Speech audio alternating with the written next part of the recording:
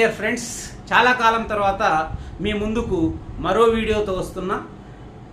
ఈ భారతదేశంలో ఉన్నటువంటి ప్రజలు తృప్తికరమైనటువంటి జీవితాన్ని లేదా సంతోషకరమైన జీవితాన్ని గడుపుతున్నారా లేదా, భారతదేశమే కాకుండా ప్రపంచంలో ఉన్నటువంటి వివిధ దేశాలు ఏ రకమైనటువంటి జీవితాన్ని కొనసాగిస్తున్నాయి అని చెప్పి తెలుసుకోవడం కోసం ఐక్యరాజ్య సమితి మొన్న మార్చి 20వ తారీఖున వరల్డ్ హ్యాపీనెస్ రిపోర్ట్ 2025 అని చెప్పి ఒక నివేదికను బహిర్గతం చేసింది. ఈ నివేదికను ఎవరు తయారు చేశారంటే ఆక్స్ఫర్డ్ యూనివర్సిటీ వాళ్ళు 140 దేశాలకు చెందినటువంటి అనేక వేల మంది ప్రజల్ని సర్వే చేయడం ద్వారా వాళ్ళు ఏ మేరకు సంతోషకరమైన జీవితాన్ని గడుపుతున్నారు అని చెప్పి ఒక నిర్ధారణకు వచ్చారు.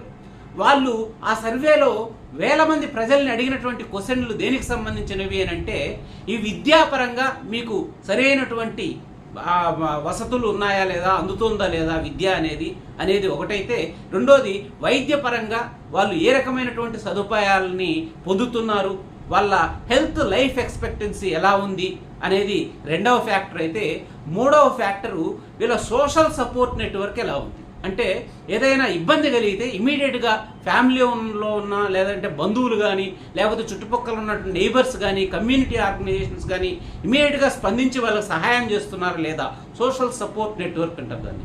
అది ఏ విధంగా ఉంది ఆ దేశంలో. అదేవిధంగా జనరాసిటీ, దాతృత్వ గుణం, ఏదైనా ఎవరికైనా లేని వాళ్ళు కానీ లేకపోతే ఇబ్బందుల్లో ఉన్న వాళ్ళు ఉంటే మన దగ్గర ఉన్నటువంటి కొంత సొమ్మును కానీ కొంత సంపదను కానీ వాళ్ళకు దానం చేసేటువంటి గుణం ఎలా ఉంది ఆ దేశంలో ఉన్నటువంటి ప్రజలకు అనేది ఒకటి. తర్వాత ఇంపార్టెంట్ ఇంకొక ఫ్యాక్టర్ ఏంటి అని అంటే, వాళ్లకు నచ్చిన రంగాన్ని జీవితంలో ఎంచుకునే స్వేచ్ఛ ఎలా ఉంది. The freedom to make life choices అంటారు దీన్ని. అంటే వాళ్ళు అనుకున్నటువంటి రంగాన్ని, ఇష్టమైన రంగాన్ని ఎంచుకునే స్వేచ్ఛ ఉందా లేదా అనే ఫ్యాక్టర్ని కూడా తీసుకుని వీళ్ళు ఈ 5 ఫ్యాక్టర్ల మీద స్టడీ చేసి దేశాలన్నిటికీ కూడా ర్యాంకింగ్ ఇచ్చారు, 140 దేశాలకి. అందులో ఎక్కువ సంతోషకరంగా తృప్తిగా ఉండేటువంటి కంట్రీ ఏదో మీకు తెలుసా? ఫిన్లాండ్. వరుసగా 8వసారి ఫిన్లాండ్ మొట్టమొదటి స్థానంలో నిలిచింది.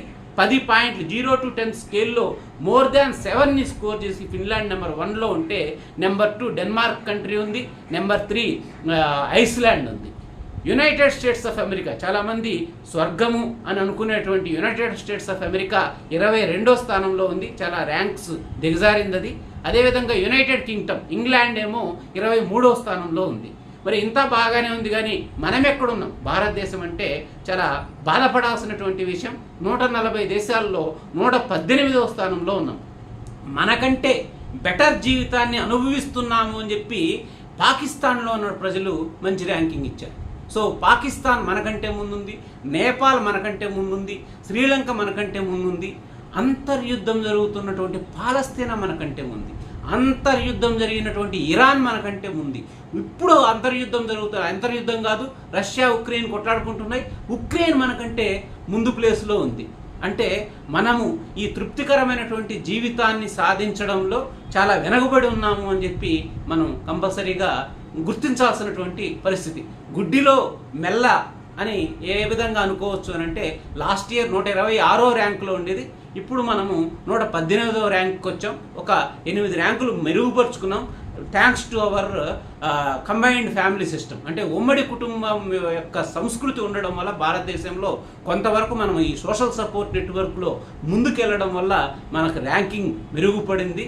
సో మనం ప్రభుత్వాలు కానీ అదేవిధంగా పౌరులుగా భారతదేశంలో ఉన్న వాళ్ళందరూ కూడా మనం జనరాసిటీని ఇంప్రూవ్ చేసుకోవాలి, దాతృత్వ గుణాన్ని. అదేవిధంగా సోషల్ సపోర్ట్ నెట్వర్క్, ఎవరికైనా ఇబ్బంది కలిగితే మన ఆఫీసులో కానీ మనం వెళ్ళే టెంపుల్కి సంబంధించిన వాళ్ళు కానీ లేకపోతే ఇంకెక్కడైనా మన అపార్ట్మెంట్లో ఉన్న వాళ్ళు కానీ మనం ఒక నెట్వర్క్గా ఏర్పడి వాళ్ళందరికీ కూడా సపోర్ట్ చేయాల్సినటువంటి అవసరం ఉంది. అదేవిధంగా మన పిల్లలు కానీ లేకపోతే మనకు తెలిసిన వాళ్ళు కానీ వాళ్ళ జీవితంలో వాళ్ళకు నచ్చినటువంటి వృత్తిని, నచ్చినటువంటి రంగాన్ని ఎంచుకునే స్వేచ్ఛని ప్రభుత్వాలు కల్పించాలా. అదేవిధంగా మనం కూడా పేరెంట్స్గా మనం కూడా పిల్లలకు కల్పించాలని చెప్పి తెలియజేస్తూ, జై హింద్.